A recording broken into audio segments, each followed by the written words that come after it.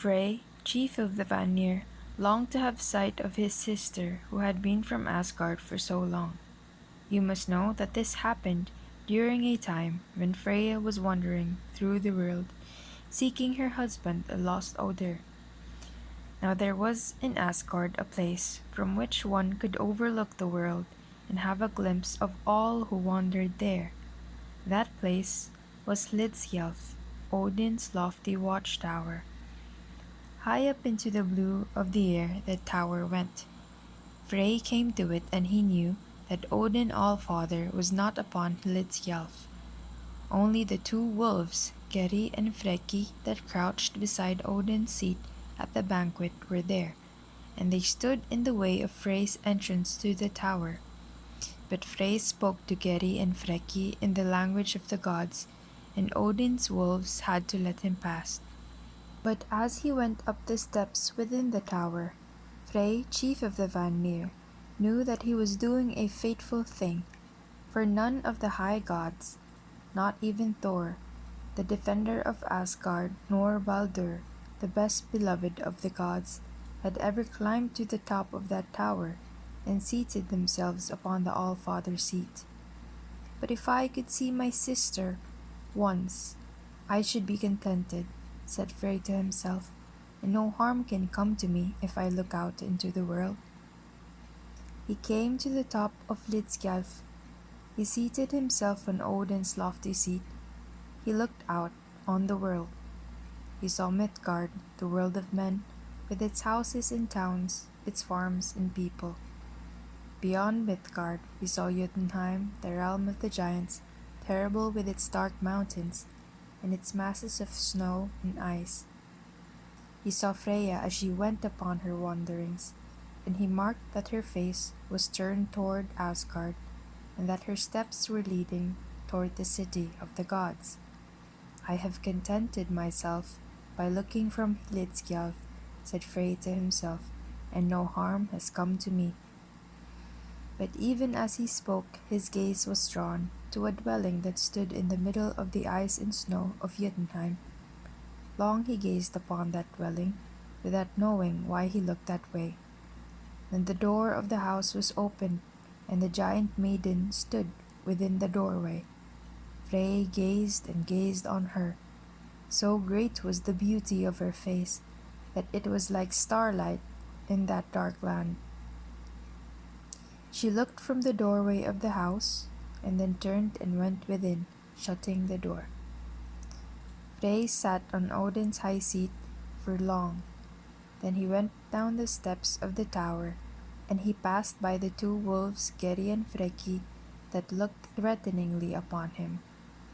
He went through Asgard, but he found no one to please him in the city of the gods. That night sleep did not come to him, for his thoughts were fixed upon the loveliness of the giant maid he looked upon. And when morning came, he was filled with loneliness, because he thought himself so far from her. He went to Hlidskjalf again, thinking to climb the tower and have sight of her once more. But now the two wolves, Geri and Freki, bared their teeth at him and would not let him pass, although he spoke to them again in the language of the gods. He went and spoke to wise Niord, his father. She whom you have seen, my son, said Niord, is Gerda, the daughter of the giant Geimer. You must give over thinking of her. Your love for her would be an ill thing for you. Why should it be an ill thing for me? Frey asked. Because you would have to give that which you prize most, for the sake of coming to her. That which I prize most, said Frey, is my magic sword. You will have to give your magic sword, said his father, the wise Niord. I will give it, said Frey, loosening his magic sword from his belt. Bethink thee, my son, said Niord. If thou givest thy sword, what weapon wilt thou have on the day of Ragnarök, when the giants will make war upon the gods? Frey did not speak, but he thought the day of Ragnarök was far off. I cannot live without Gerda, he said, and he turned away. There was one in Asgard who was called Skirnir, He was a venturesome being who never cared what he said or did. To no one else but Skirnir could Frey bring himself to tell of the trouble that had fallen on him, the trouble that was the punishment for his placing himself on the seat of the Allfather. Skirnir laughed when he heard Frey's tale. Thou, a Van, in love with a maid of Jotunheim? This is fun indeed. Will you make a marriage of it? Would that I might even speak to her or send a message of love to her, said Frey, but I may not leave my watch over the elves. And if I should take a message to Gerda, said Skirnir the venturesome, what would my reward be? My boat Skidbladnir, or my boar Golden Bristle, said Frey. No, no, said Skirnir. I want something to go by my side. I want something to use in my hand. Give me the magic sword you own. Frey thought upon what his father said, that he would be left weaponless on the day of Ragnarök, when the giants would make war upon the gods, and when Asgard would be in danger. He thought upon this and drew back from Skirnir, and for a while he remained in thought.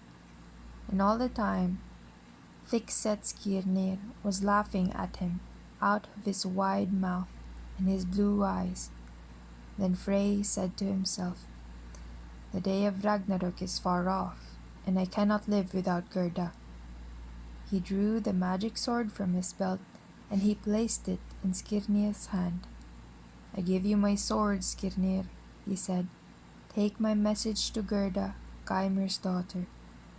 Show her this gold and these precious jewels, and say, I love her, and I claim her love. I shall bring the maid to you, said Skirnir the venturesome. But how wilt thou get to Jotunheim? Said Frey, suddenly remembering how dark the giant's land was, and how terrible were the approaches to it. Oh, with a good horse and a good sword one can get anywhere, said Skirnir. My horse is a mighty horse, and you have given me your sword of magic. Tomorrow I shall make the journey. Skirnir rode across Bifrost, the rainbow bridge, laughing out of his wide mouth and his blue eyes at Heimdall, the warder of the bridge to Asgard. His mighty horse trod the earth of Midgard, and swam the river that divides Midgard, the world of men, from Jotunheim, the realm of the giants. He rode on heedlessly and recklessly as he did all things. Then out of the iron forests came the monstrous wolves of Jotunheim, to tear and devour him and his mighty horse. It was well for Skirnir that he had in his belt Frey's magic sword. Its edge slew and its gleam frightened the monstrous beasts. On and on Skirnir rode on his mighty horse. Then he came to a wall of fire. No other horse but his mighty horse could go through it. Skirnir rode through the fire and came to the dale in which was Gymir's dwelling. And now he was before the house that Frey had seen Gerda enter on the day when he had climbed Hlidskjalf, Odin's watchtower. The mighty hounds that guarded Gymir's dwelling came and bayed around him, but the gleam of the magic sword kept them away. Skirnir backed his horse to the door and made his horse's hooves strike against it. Gymir was in the feast hall drinking with his giant friends, and he did not hear the baying of the hounds nor the clatter that Skirnir made before the door. But Gerda sat spinning with her maidens in the hall. Who comes to Gymir's door? She said. A warrior upon a mighty horse, said one of the maidens. Even though he may be an enemy, and one who slew my brother, yet shall we open the door to him, and give him a cup of Gymir's mead, said Gerda. One of the maidens opened the door, and Skirnir entered Gymir's dwelling. He knew Gerda amongst her maidens. He went to her and showed her the rich gold and the precious jewels that he had brought from Frey. These are for you, fairest Gerda, he said, if you will give your love to Frey, the chief of the Vanir. "Show your gold and jewels to other maidens," said Gerda. "Gold and jewels will never bring me to give my love." Then Skirnir the venturesome, the heedless of his words, drew the magic sword from his belt and held it above her. "Give your love to Frey, who has given me this sword," he said, "or meet your death by the edge of it." Gerda, Gymer's daughter, only laughed at the reckless Skirnir. "Make the daughters of men fearful by the sharpness of Frey's sword," she said, "but do not try to frighten a giant's daughter with it." Then Skirnir the reckless, the heedless of his words, made the magic sword flash before her eyes, while he cried out in a terrible voice, saying a spell over her. "Gerda, I will curse thee. Yes, with this magic blade I shall touch thee, such its power, that like a thistle withered 'twill leave thee, like a thistle the wind strips from the roof." Hearing these terrible words and the strange hissings of the magic sword, Gerda threw herself on the ground, crying out for pity, but Skirnir stood above her, and the magic sword flashed and hissed over her. Skirnir sang, "More ugly I'll leave thee than maid ever was. Thou wilt be mocked at by men and by giants. A dwarf only will wed thee. Now on this instant with this blade I shall touch thee, and leave thee bespelled." She lifted herself on her knees and cried out to Skirnir to spare her from the spell of the magic sword. "Only if thou wilt give thy love to Frey," said Skirnir. "I will give my love to him," said Gerda. "Now put thy magic sword and drink a cup of mead, and depart from Gymer's dwelling." "I will not drink a cup of your mead, nor shall I depart from Gymer's dwelling, until you yourself say that you will meet and speak with Frey." "I will meet and speak with him," said Gerda. "When will you meet and speak with him?" asked Skirnir. "In the wood of Barri, 9 nights from this. Let him come and meet me there." Then Skirnir put up his magic sword and drank the cup of mead that Gerda gave him. He rode from Gymer's house, laughing aloud at having won Gerda for Frey, and so making the magic sword his own forever. Skirnir the venturesome, the heedless of his words, riding across Bifrost on his mighty horse, found Frey standing, waiting for him beside Heimdall, the warder of the bridge to Asgard. "What news dost thou bring me?" cried Frey. "Speak, Skirnir, before thou dost dismount from thine horse."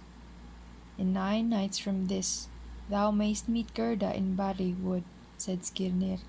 He looked at him, laughing out of his wide mouth and his blue eyes, but Frey turned away, saying to himself, "Long is one day, long, long too.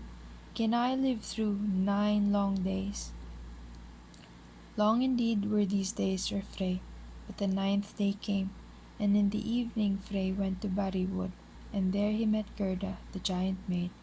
She was as fair as when he had seen her before the door of Gymer's house, and when she saw Frey, so tall and noble-looking, the giant's daughter was glad that Skirnir the venturesome had made her promise to come to Barri wood. They gave each other rings of gold. It was settled that the giant maid should come as a bride to Asgard. Gerda came, but another giant maid came also. This is how it came to be. All the dwellers in Asgard were standing before the great gate, waiting to welcome the bride of Frey. There appeared a giant maid who was not Gerda. All in armor was she. "I'm Skadi," she said, "the daughter of Thiassi. My father met his death at the hands of the dwellers in Asgard. I claim a recompense." "What recompense would you have, maiden?" asked Odin, smiling to see a giant maid standing so boldly in Asgard.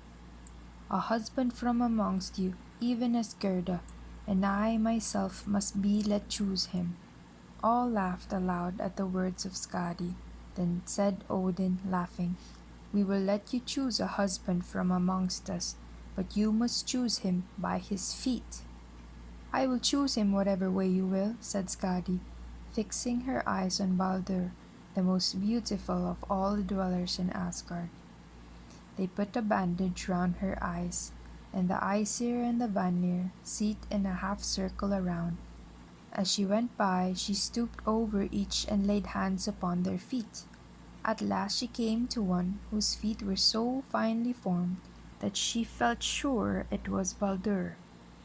She stood up and said, "This is the one that Skadi chooses for her husband." Then the Aesir and the Vanir laughed more and more. They took the bandage off her eyes, and she saw not Baldur the beautiful, but Niord, the father of Frey. But as Skadi looked more and more on Niord, she became more and more contented with her choice, for Niord was strong, and he was noble looking.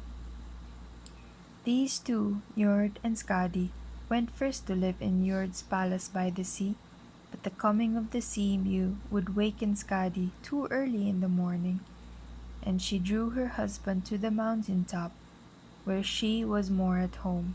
He would not live long way from the sound of the sea. Back and forward between the mountain and the sea, Skadi and Njord went. But Gerda stayed in Asgard with Frey, her husband, and the Aesir and the Vanir came to love greatly Gerda, the giant maid.